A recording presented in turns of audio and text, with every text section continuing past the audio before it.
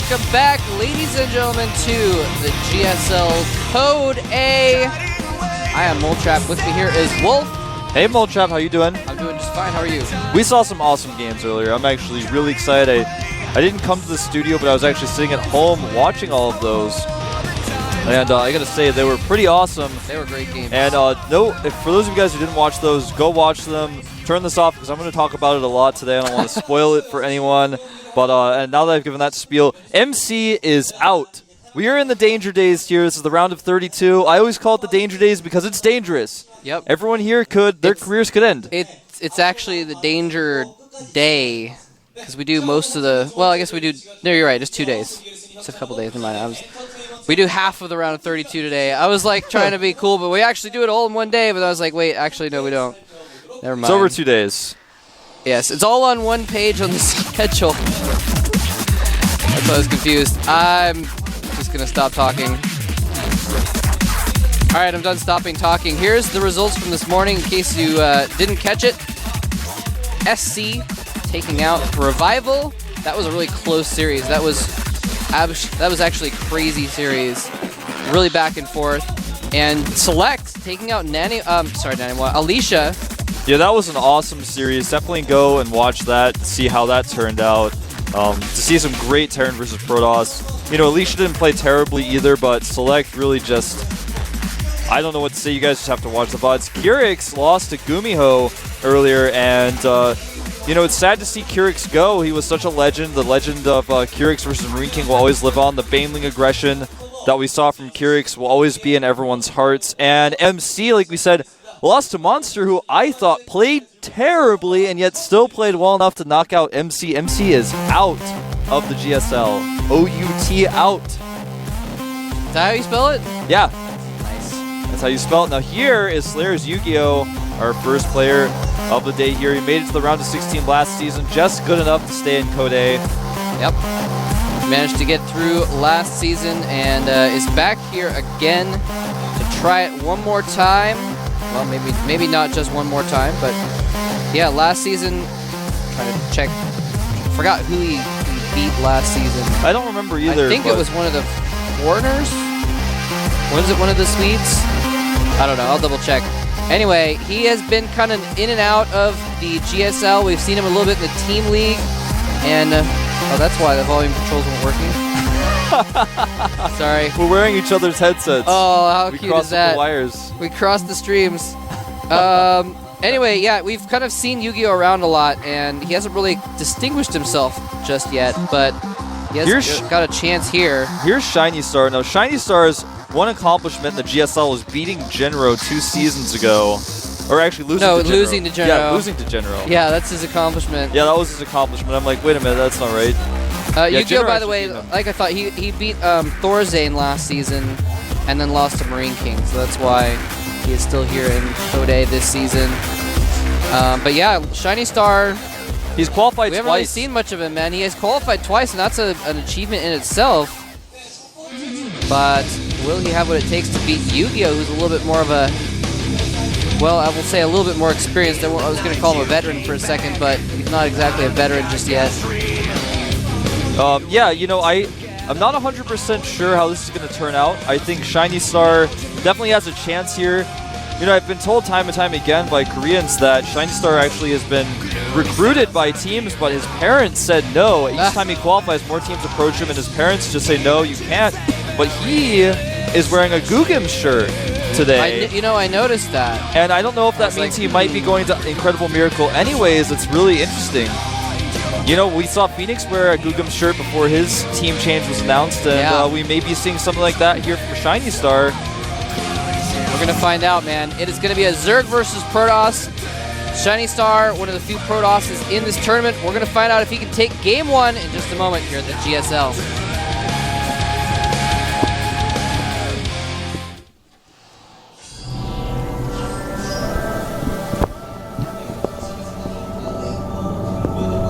All right, here is our Zerg player. Zerg player from the Team Slayers.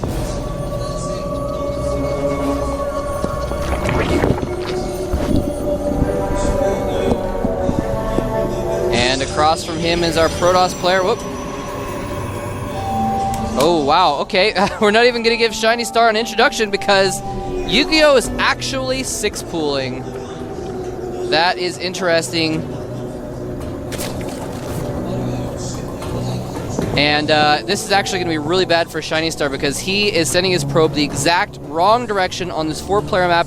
He is not going to scout this 6-pool until the Zerglings are already en route to his base, basically. Yeah, this is going to be really tough for him to deal with. Now, if he's smart, he'll make a Forge first. You know, going Nexus first on this map can work, but it's very risky to do. Yeah, especially if you haven't scouted. And he does go Forge first. Now, he's going to want to make a second pylon, and he's not going to know that until he gets to his opponent's base. And actually, again, like you were saying, he's scouting his opponent's base last, and this is going to be really difficult to deal with. The 6 Zerglings have already been made. He's sending another scout, though. Yeah, he's sending out another scout just to double check. He wants to know if he should save up for that Nexus or make a cannon, but he needs a pylon in his main. Now he sees the Zerglings. He's going to have to make a pylon in his main. He immediately makes it. He's sending his second probe home as well. The first one, of course, being taken out just there. This is going to be pretty close. The Zerglings, though, are not going in the correct direction either because YugiOh wasn't able to scout. And because of that probe timing, he actually thought that his opponents are at a different location, so his Zerglings are actually going the completely wrong way. Wow. And it's funny because he actually... Well, yeah, no, the other Zerglings are heading there. It's like he might have been able to get the cannon as natural, but I don't think so. Wouldn't have been a good idea anyway.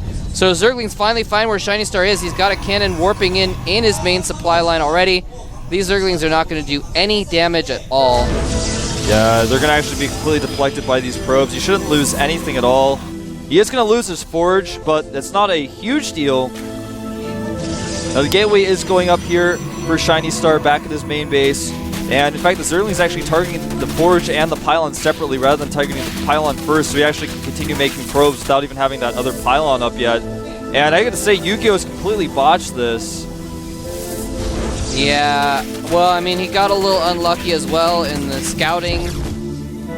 So he didn't know where to go with his Zerglings, so he couldn't really do any damage, unfortunately. Well, Cybernex core is going up for ShinyStar. This probe is being very annoying for YugiOh.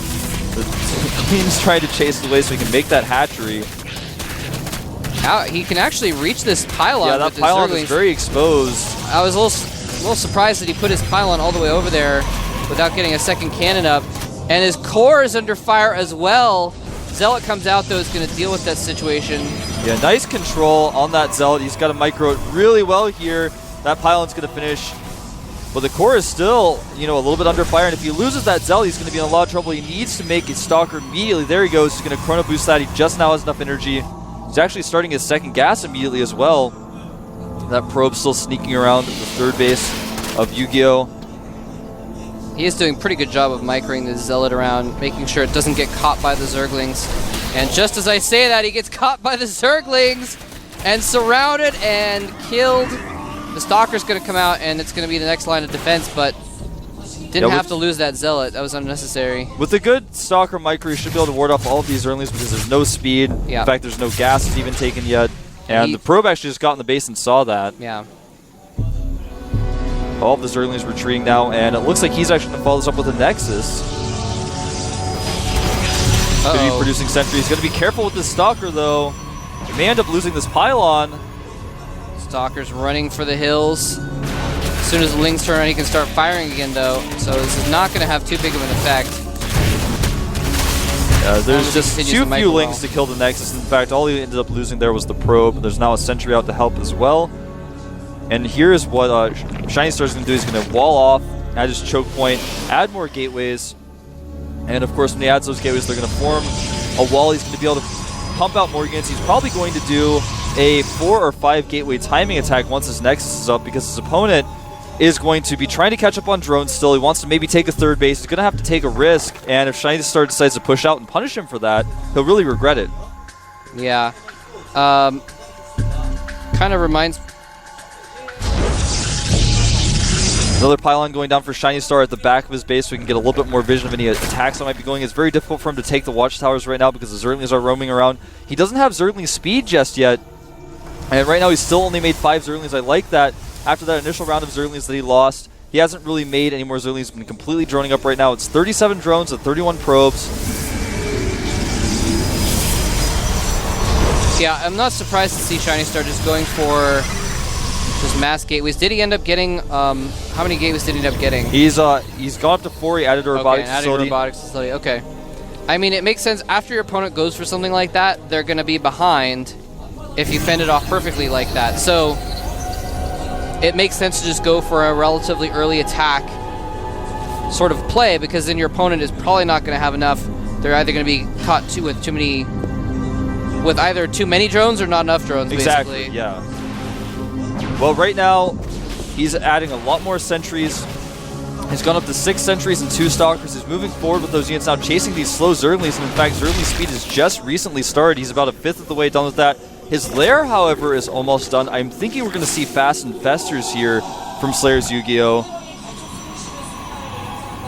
He's adding a ton of spines, adding an evolution chamber as well to be prepared to hold off this attack. More gateways going down now, though.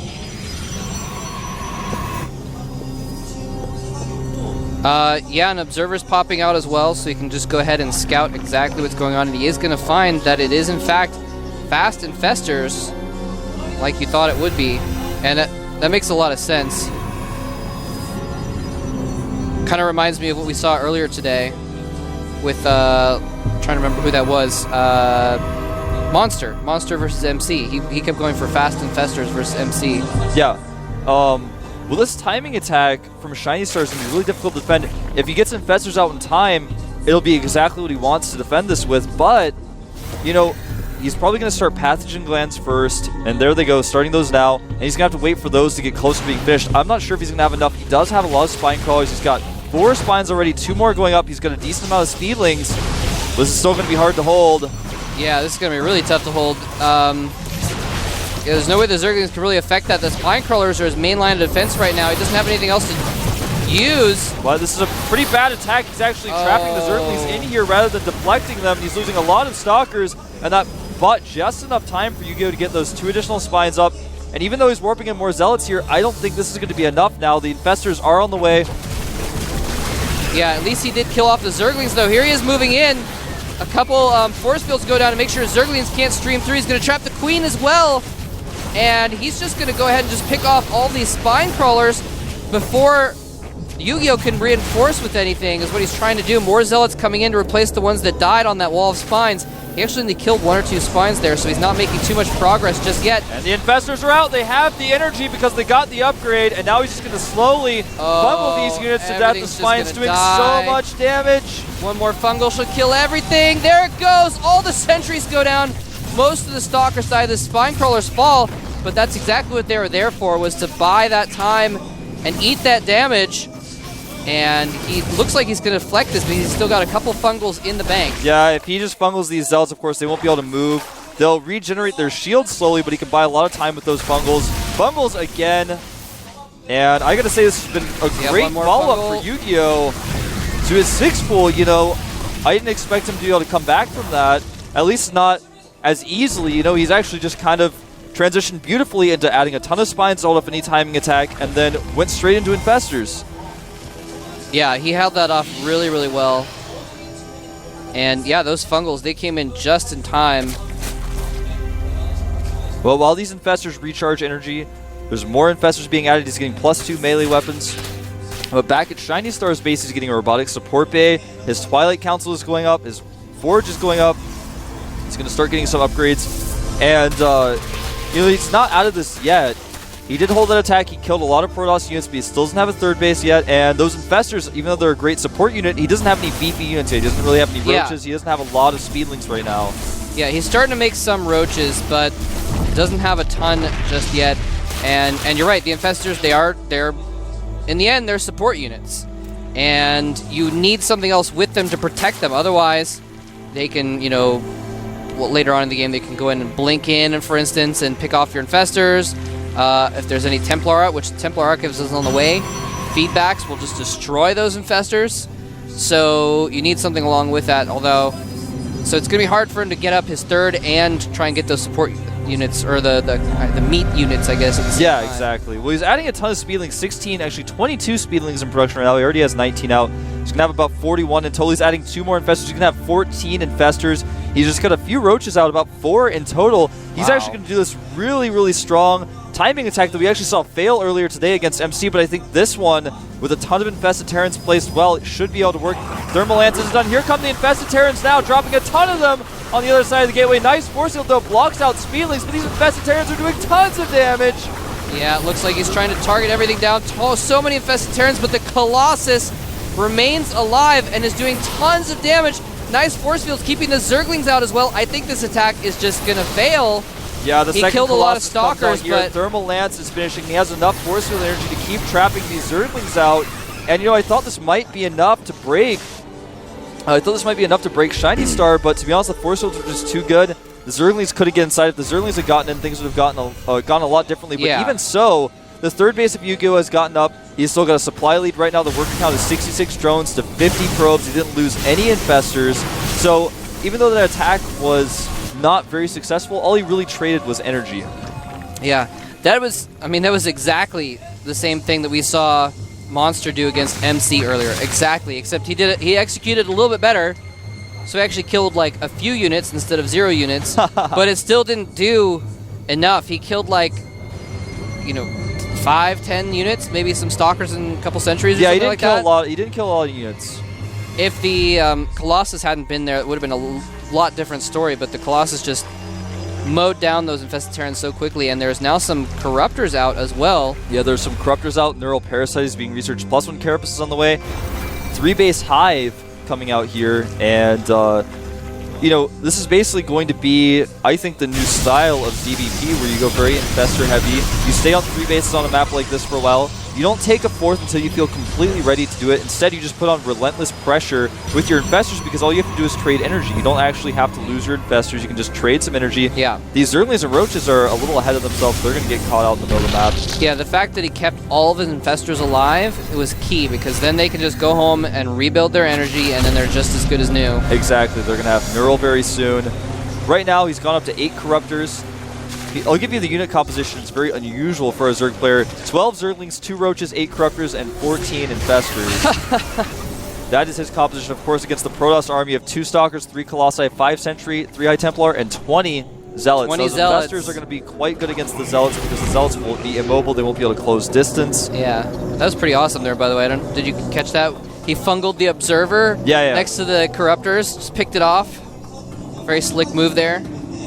Taking the vision out. Now, here's the thing. Storm is about to complete. Yeah, Storm is going to be completed. He's got those High Templar out that are going to be good against the Infestors. He's got a lot of energy building up on those High Templar as well, so if he decides to, he can just actually use all of his energy for feedback rather than Storm. That would actually be really strong against what he has.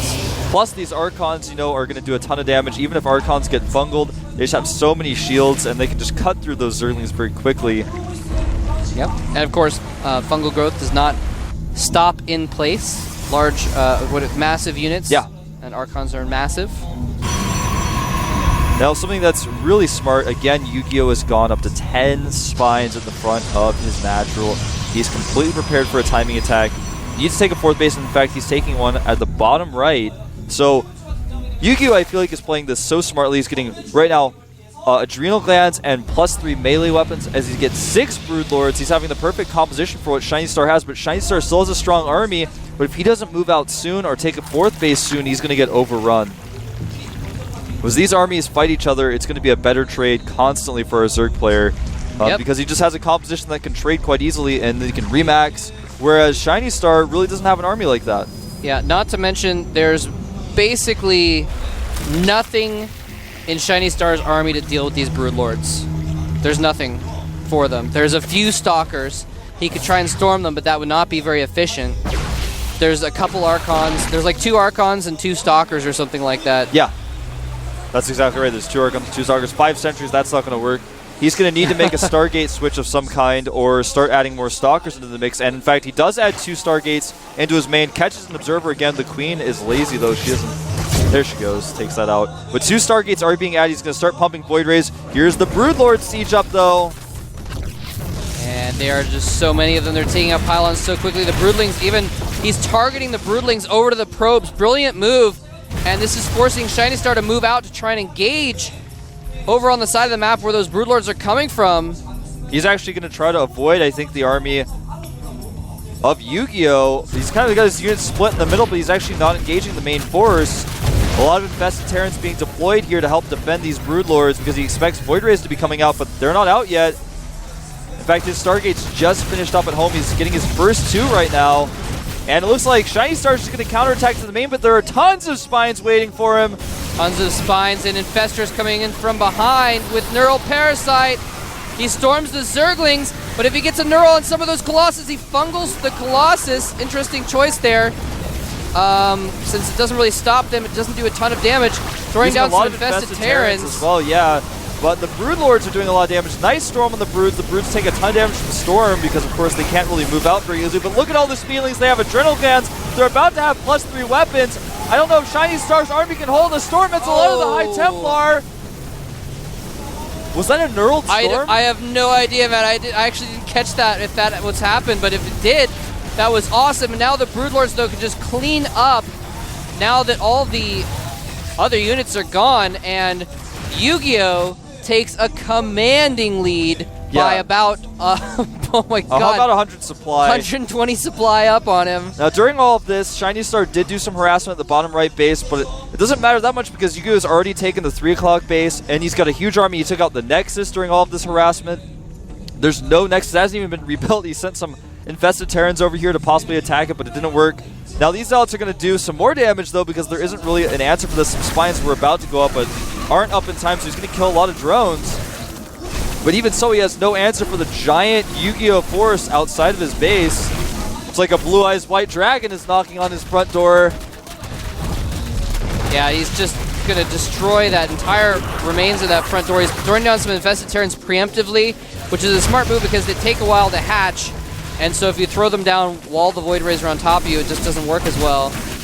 And yeah, Zealot's stalling out that third base, but it doesn't actually matter, I don't think, at this point. And but Templar coming in! They're coming in here. The Templar are going to get a nice storm off, but it just is not doing enough damage. And a few more infested Terrans are going to go down here to try to keep those Void Rays away. Even a Queen joining in. She has enough energy for 2 transfuses right now. Yeah, he already was transfusing the Broodlords as they were getting stormed to make sure they didn't die. Infested Terrans coming in. They're going to take out the cannon and force back the Void Rays. He doesn't want to get too close because if he gets those Void Rays fungled, it's the end of the Void Rays and the game. And it's looking like these infested Terrans are trying to step micro forward, doing a little bit of damage to these Void Rays, but keeping them at base so the Broodlords can do the real damage. And he actually does get 1 Void Ray with them. Tossing down some infested Terrans. He neural parasites the Void Ray. Why not? I mean, it's a great choice in this scenario. And if he gets 1 fungal, there's the fungal. It's going to kill one of the Void Rays. He can just keep fungling them to keep them in place. Yeah, he's going to drop a few more infested Terrans or fungal. GG! YugiOh, man, he played his yellow-eyed Broodlord card in that game. Actually, the Broodlords have eyes. I don't think they have eyes. Do the hills have eyes? I don't know, man. I'm sorry. I never played Yu-Gi-Oh. I don't know. I don't know what you're talking about. Don't worry, because I'm sure ShinyStar may have to activate his incredible Miracle Trap card pretty soon. Oh. What is a trap card anyway? Is it just a trap card is like a card counter? that you. A trap card is something that you play face down, and your opponent doesn't know if it's a magic or a trap card. And whenever you do anything, any sort of action, it can activate the trap card. So your opponent, you know it might be a trap, you're not sure, and he flips it over and says, "You've activated my trap card," and then the trap card has an effect. And that's kind of how it works. I did not know that. Learn something new. Learn something new every day about Yu-Gi-Oh. You can ask John. He's actually here today. I'm sure he could give you a lot of tips. He could probably give you some tips about Yu-Gi-Oh. There's actually so many Yu-Gi-Oh cards on the ground recently. I saw. Yeah, I've been seeing them now too. I looked on the ground. I was like, Yu-Gi-Oh cards on the ground. Yu-Gi-Oh's playing today. What's going on? kind of weird. I don't know why in Korea and Seoul I've seen just a lot of Yu-Gi-Oh cards on the ground. I've only seen it in Mokdong, though. I've seen it in Mokdong. I've seen it in some other places as well. You've seen some in Hongdae, and I don't know why, but there are Yu-Gi-Oh cards on the ground. I've seen other cards littered on the ground too, but we won't talk about those. I've seen those cards. They're the kinds of cards that you see littered on the ground in Vegas. He's not anyway, talking about greeting cards. No. So, speaking of which, Yu-Gi-Oh! Tore ShinyStar a new one After there. 6 pooling, Don't forget. He just dominated him. Yeah, ShinyStar was ahead after the 6 pool was botched. And he's like, I don't actually care. I'm just going to expand anyway and somehow get a better economy than you. And then get 9 infestors at the perfect moment and fungal your whole army. He never lost those infestors, really. No. Same at 14 infestors he had at the beginning of the game, he had at the end of the game. They kept rebuilding energy, and he just kept trading energy for armies, buying time, getting more bases up. He took the bottom right base. He wasn't really able to use it, but he took the 3 o'clock base after that. And he was going basically 3 base Broodlords, but because, he spent a lot of gas on infestors, but he never lost them, so he never had to spend more gas to replace them, and then he was able to get Broodlords out. He got Adrenal Glands up, plus 3 melee attacks. Anyway, we're going to jump into Game 2 here at the GSL October. I am Wolf, with me is Moltrap. Don't go anywhere. We're already in the game.